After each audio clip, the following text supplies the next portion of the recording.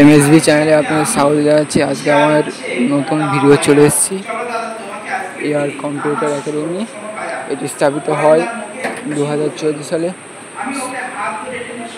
এটি নাগারি বাজারে নাকাশিপাড়া নদিয়ায় এটি অবস্থিত। নিশ্চয়ই একবার দেখে নেবে জায়গাটা, একবার ভর্তি হয়ে দেখবে। আজকে কম্পিউটারের ক্লাস চলছিল। পুরো ভিডিওটা হয়তো আপনাদের দেখাতে পারিনি, কিন্তু পরে ভিডিও আবার দেখাবো। এটা লঘু এআর কম্পিউটার একাডেমি, আবার পরের ভিডিও দেখা হচ্ছে।